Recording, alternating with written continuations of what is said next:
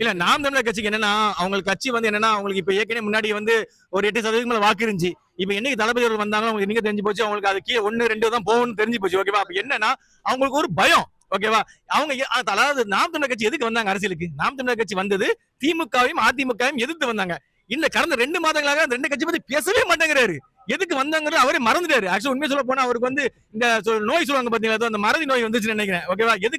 நான் எதுக்கு வந்தேன், ஏன் வந்தேன் அப்படிங்கறதே மறந்துட்டாரு. கட்சி ஆரம்பிச்ச விஷயமே மறந்துட்டாரு. இப்ப என்னன்னா இன்னைக்கு அவரை பத்தி மக்கள் பேசணும். ஏன்னா இன்னைக்கு என்னன்னா அவங்க கட்சியாலே மறந்துட்டாங்க. அப்ப அவர் இன்னைக்கு இன்னும் கொஞ்சம் ட்ரெண்டா இருக்கணும்னா தளபதி நோண்டா மட்டும் தான் ட்ரெண்டா இருக்க முடியுங்கிற ஒரே காரணத்துக்காக தான் அடிக்கடி தளபதி நோண்டிட்டு இருக்காரு. அதனாலதான் அவங்க மக்களும் சரி ஏதோ பேசுறாங்க சொல்லி பாத்துட்டு இருக்காங்க. அதான் நடந்துட்டு இருக்கு. சூப்பரா இருந்தது, எல்லாமே நல்லா இருந்தது. விசில் சொன்னா அபார வெற்றி பெறும். படம் முக்கியம் இல்ல, இப்போ 2026 தேர்தல்கள் தான் முக்கியம். இது எப்போ வந்தாலும் ஓகே தான், தளபதி படம் தான், எப்போ வந்தாலும் வெற்றி தான். அவர் யூடியூப் சேனல் வியாபாரம் ஆகிறதுக்காக யாரும் பேசிட்டு இருக்காரு. வியூஸ் அதிகமாகும், வருமானம் வரும். அது வருமானம் இல்ல, திரள் நிதி இல்லாம இருக்கு. அதுக்கு வந்து இது தளபதி முதல் திரட்டுறாப்புல வருது இல்ல. நம்ம கண்ட்ரின் இல்லாம கட்சியை பத்தி கொள்கையெல்லாம் முடிஞ்சு போச்சு, மாத்தி பேசி கொள்கை முடிஞ்சு போச்சு. அதான் அப்படி பேசுறாப்புல. ஆளுங்கட்சி எதிர்கட்சி அரசியல் பண்ணும். இவங்க புது கட்சி எடுத்து அரசியல் பண்ணிட்டு கிடக்குறாங்க மொத்த பேர் சேர்ந்து. அதுல தெரிஞ்சு அவங்க விலை போயிட்டான்னு அர்த்தம். அபாரமா இருக்குமா? 150 தொகுதி மேல வின் பண்ணுவாங்க. கண்டிப்பா வின் பண்ணும். தனிப்பெரும் வெற்றி பெறும். கிட்டத்தட்ட 10 வருஷமா வந்து நான் வந்து விஜய் மக்கள் இயக்கத்துல 8 வருஷமா இருந்திருக்கேன். இப்ப 2 வருஷமா தமிழக வெற்றி கழகத்துல இருக்கேன். இன்னைக்கு 3ஆம் ஆண்டு தொடக்க விழா. இது எங்களுக்கு வந்து தொடக்க விழா இல்ல, வெற்றி விழா எங்களுக்கு. இன்னைக்கு ஸ்பீச் வந்து பாத்தீங்கன்னா அவர் ஸ்பீச் அவருக்கே தெரியும். எல்லாருக்குமே தெளிவா பேசுவாரு, ஏனோ தானோன்னு பேச மாட்டாரு. ஒரு தெளிவு இருக்கும்.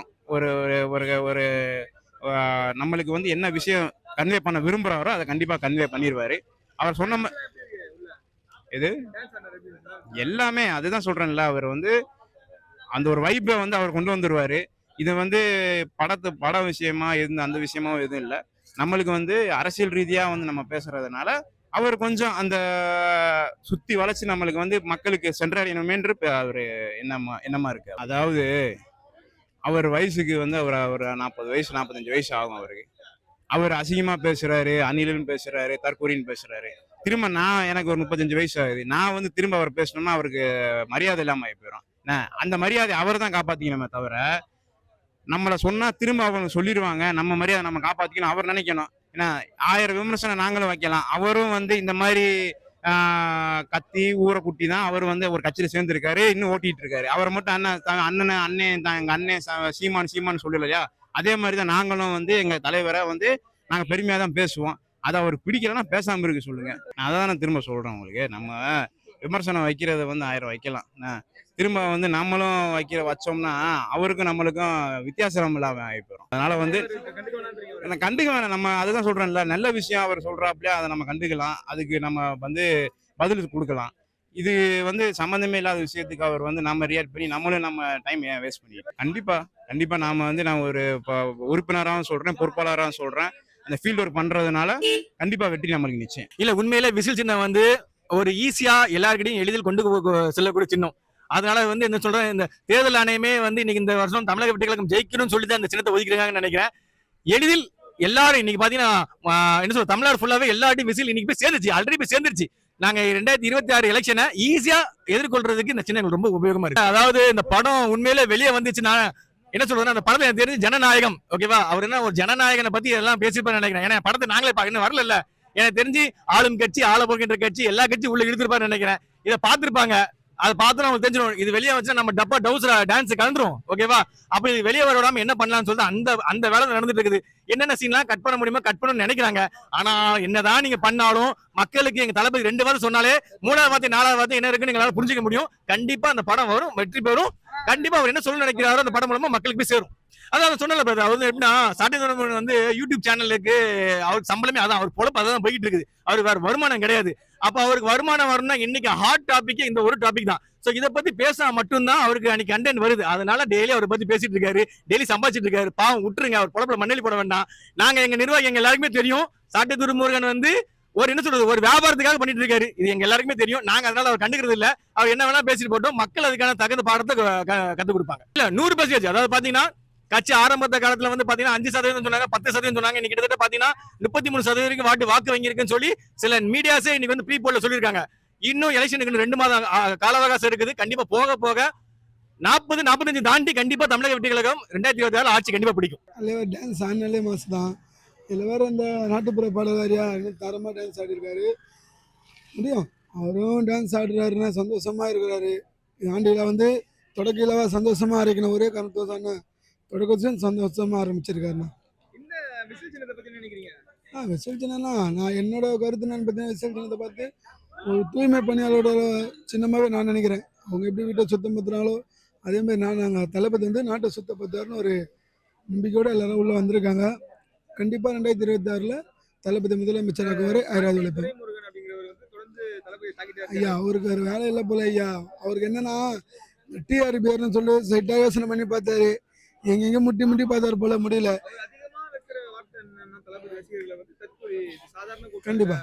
ஏன்னா ஆரம்பத்திலே அடிச்சு விட்டுறணும், ஆரம்பத்திலே உங்களை நசுக்கி விட்டுறணும். நினைக்க அவர் தான் போவார். அவன் அண்ணனே சொல்லிட்டாரு டிவி கிட்ட போகாதீங்க தம்பிங்களா, அந்த தம்பிகிட்ட போகாதீங்கன்னு சொல்லிட்டாரு.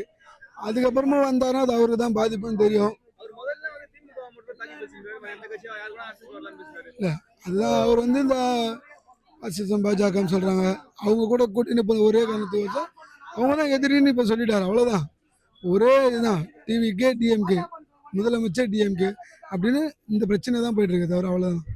தளபதி ரசிகர்களை வந்து மனநல பாதிக்கப்பட்டவர்ன்றாரு சாட்டை துரைமுருகன். இதுதான் அவருக்கு ஒரு வேலை இல்லாத காரணத்தினால என்னன்னா டிகே விசுவல் வைரஸ் வந்து பயங்கரமான. இப்போ இவனுக்கு நோண்ட என்ன பண்ணுவான், இப்போ சாட்டை முருகன் டேட்டாலாம் எடுத்தா அதே சாட்டை முருகன் அதே வளர்ந்துன்னு போறாரு. அந்த வளர்ச்சி வசமே எங்க வளர்ச்சியை வந்து பாதிக்கிற மாதிரி பேசுறாரு. ஜனநாயகன் படம் ரிலீஸ் ஆகாம தள்ளி போயிட்டே இருக்கு, அதை பத்தி என்ன நினைக்கிறீங்க? அது ஐயா சிபிஐயோட இது சென்சார் போர்டு வந்து அந்த இன்னும் தரல, சென்சார் சர்டிஃபிகேட் கொடுத்தாங்கன்னா படம் வந்துடும். அது யாரோட அழுத்தானே மக்களுக்கும் தெரியும், எல்லாருக்குமே தெரியும். என்னன்னா ஒரு மாதமும் இதுதான் இருக்குது. ஒரு மாதத்துக்குள்ள அவங்க படத்தை விட எல்லாம் முடிஞ்சோட ட்ரை பண்ணுறாங்க. நம்ம டீம் சைட்லேருந்தோம் அவங்களும் அதுக்கு வந்து சப்போர்ட் பண்ணி விட்டாங்கன்னா தளபதினு படம் வரும். இல்லை 2026 அப்புறம் உங்களுக்கு வேணும்னா முதலமைச்சர்னு போட்டு ஜனநாயகன் வரும். அவ்வளோதான். இன்னொன்று, இந்த ஜனநாயகனோட கேட்குற மக்கள் ஒரே ஒரு ரெக்வஸ்ட், ஜனநாயகன் வரும்போது நம்ம பார்க்கலாம். நம்மளை நம்பி ஒரு ஜனநாயகன் வந்திருக்காரு நேரில். அந்த ஜனநாயகத்துக்கோசம் 2026 வெற்றி பெற கடுமையாக உழைக்கணும். எப்படின்னா வெற்றி சதவீதம் அதிகமா இருக்குமா? ஐயா இப்பயே வந்து எல்லா தொகுதியிலுமே வச்சுட்டு போயினே இருக்குதுயா. நாங்களாம் டிஎம்கே கோட்டை ராயபுரம் அதே 31% வந்திருக்கு. ட்ரிபிள் கேனியும் அப்படிதான். முக்கியமான தொகுதி எல்லாத்தையுமே அவங்க காலி பண்ண மக்கள் நினைக்கிறாங்க. கண்டிப்பாக 2026 காத்திருப்போம். வெற்றி நாளை நமது. கண்டிப்பாக விசில் அடிக்க தெரியாதுன்னா. வணக்கம்ண்ணா. எப்படி இருந்துச்சு தளபதி ஸ்பீச்? இல்ல நாங்கள் நினைச்சதை விட சிறப்பாக பேசினாருங்கண்ணா. ரொம்ப அழகா பேசுனாங்க. நல்லா பேசினாருங்கண்ணா. எப்படி இருக்கும் அவரோட வெற்றி சதவீதம் வாய்ப்பு எப்படி இருக்கும் 26ல? ஆனால் 26 இப்போ நீங்களே வந்து எல்லா ப்ரெஸ் பீப்புள் வந்து சர்வே எடுத்திருக்கீங்க. உங்கள் கணக்குப்படியே 30% மேலேன்றீங்க. 40% எடுத்தால் அவர் தான் முதலமைச்சர். அவர் வெளியே வந்து 3 டைம் 4 டைம்லேயே வந்து 30%னா அடுத்து இருக்க இன்னும் 3 மாதம் வெளியே வந்தாருன்னா என்ன ஆகுதுன்னு நீங்கள் யோசிச்சு பாருங்க. 40%ன்றது 100% மாறுறதுக்கு உண்டான வாய்ப்புகள் கூட இருக்குதானே. கரெக்ட் தான். ஆனா தளபதி தொடர்ந்து வந்து சில பேர் விமர்சிச்சுட்டே இருக்காங்க. அவங்கள பத்தி என்ன சொல்ல விரும்புறீங்க? தளபதி விமர்சிக்கிற அளவுக்கு அவங்களுக்கு தகுதி இல்லைன்னு நான் சொல்ல வரேங்கண்ணா. முக்கியமா சொன்னா அந்த நாம் தமிழர் கட்சியில இருக்கிற அந்த சாட்டை துரைமுருகன் இருக்காரு. ஆனா அது கட்சியாவே நாங்க அங்கீகரிக்கலையே. நீங்க வந்து கட்சியா வந்து ஒரு கட்சியை சொன்னா பரவாயில்ல, இல்லாத ஒரு கட்சியை பத்தி எங்க கிட்ட கேட்டீங்கன்னா என்ன சொல்றது?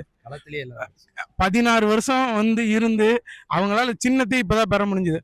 இதே போன எலெக்ஷன்ல தளபதி இருந்ததுன்னா அவங்களால சின்னத்தை ஃபர்ஸ்ட் அவங்களால நிச்சயம் பண்ணிருக்க முடியுமா? அது இல்லாம திமுக அட்டாக் பண்ணிட்டு இருந்தாங்க நாம் தமிழர் கட்சி. இப்போ விஜய் தலைவர் வந்ததுக்கு அப்புறம் இவரே அட்டாக் பண்றாங்க தளபதி. என்ன நீங்க பணம் கொடுத்தா நீங்களும் தான் என்னை பத்தி பேசுவீங்க, நான் பேச மாட்டேன் உங்களை பத்தி. பணம் வாங்கிட்டு பேசுறதுக்கும் உண்மையா பேசுறதுக்கு வித்தியாசம் இருக்குங்கண்ணா. விஜய் வந்தாலும் வரலாம் எங்களுக்கு விட வேண்டிய ஓட்டு கரெக்டா விழும் அப்படின்றாரு. அது 2026 தேர்தலில் மக்கள் முடிவு பண்ணிடுவாங்க. விழுமா விழாதானே எல்லா கட்சிக்கும் உண்டானது தானே. மக்கள் முடிவு பண்ணக்கப்புறம் அதுக்கு உண்டான விஷயம் உங்களுக்கு கிடைச்சிரும்ல. ஆனா எல்லா பக்கமும் ரீச் ஆன சின்னத்தை தான் நாங்க வாங்கியிருக்கோமே. ஆல்ரெடி ஃபேமஸான ஒரு சின்ன அது அப்படியே நமக்கு. ஆமாங்கண்ணா. விசில் விஜய் அப்படி சேரும்போது அதுவும் ஒன்றாயிடுச்சு. விசில் 3 எழுத்து, விஜய் 3 எழுத்து, வெற்றி 3 எழுத்துல தான் இருக்கு.